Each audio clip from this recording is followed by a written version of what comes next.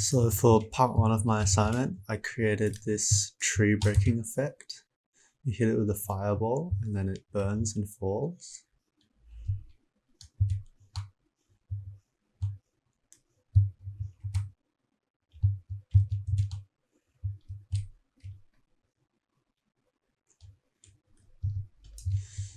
So to do this, first I created this material instance, or this material here.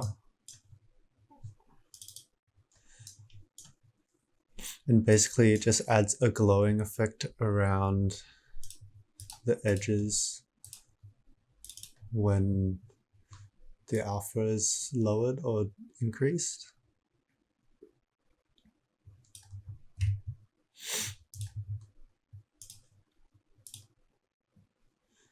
And I applied this material to the materials on the tree. Yeah.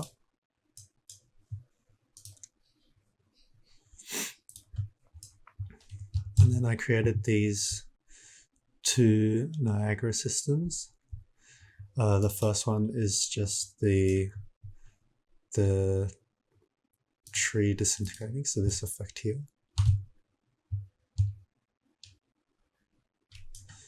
So I have particles spawning on the edges of the tree where the alpha is, where the tree is being slowly decayed or eroded.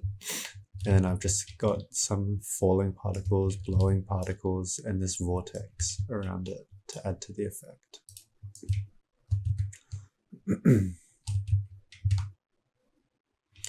So the way I set up this interaction with the fireball is in this tree actor.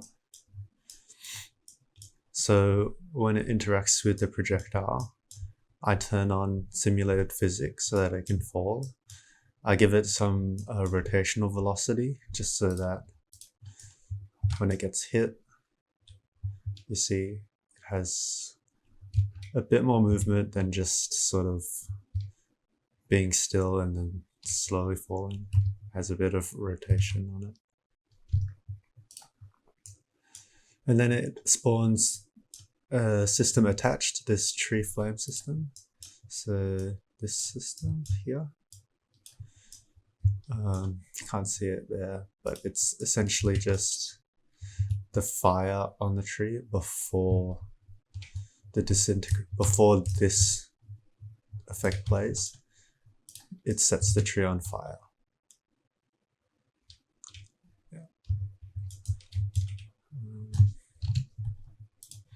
Yeah, so after that, I have a delay of 10.5 seconds before the actor gets destroyed. Here I've just set up a procedural volume, a foliage volume, just to set up this small scene here. This is the same as I did in my assessment 1 environment. One thing I forgot to mention was I've got this macro set up. So after it interacts with the projectile, I have this update data sk, which prompts this timeline. Yeah, it's about 10 seconds. And it just changes the alpha. So it's what's animating this effect after I hit it. Right. So it's just playing that, animating the alpha after it hits after the projectile hits the tree. Here I have this boy blueprint just from what we made in class. So I just duplicated the blueprint and I added this boat mesh onto it. Find where it is here. So it's just these two parts put together and the buoyancy. Yeah.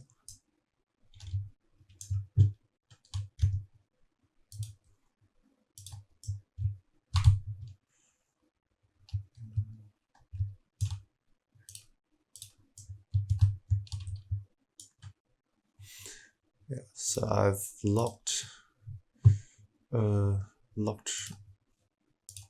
rotation on the X and Y axis so that the boat didn't flip upside down. And I've also locked position on the Y axis. This is mainly for this little setup I have here. So I've got this river, and I've just added these 5 boats onto it, and I've increased the velocity on these spline points. So I just hit play, and locking it on the Y transformation just stop the boats from drifting off to the side. So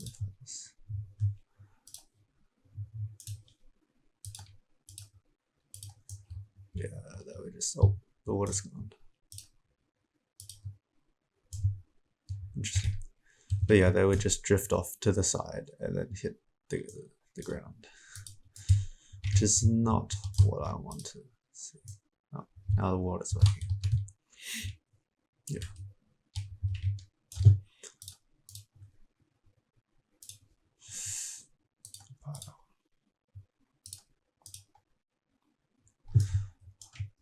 I've also got these particles set up for the ocean and the river.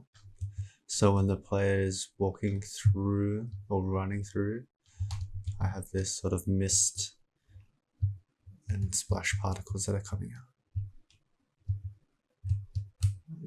Under the water, and stops.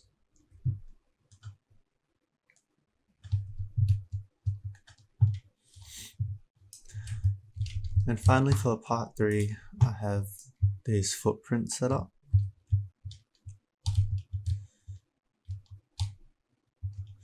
So initially, I had created the notifies, and I had these white footprints set up here, the anim footprint now. I didn't really like how that looked, so then I did the method shown in class to create this darker footprint, kind of like leaving a shadow on the ground, pressing into the ground. So I'd already set up the notifies, and my character run animation only has 2 steps, so I only needed two notifies. I set up the methods seen in class, and then I also just created this foot dust particle, and I just added that to the end of the spawning of footprints. So have dust particles and dirt coming up when you run.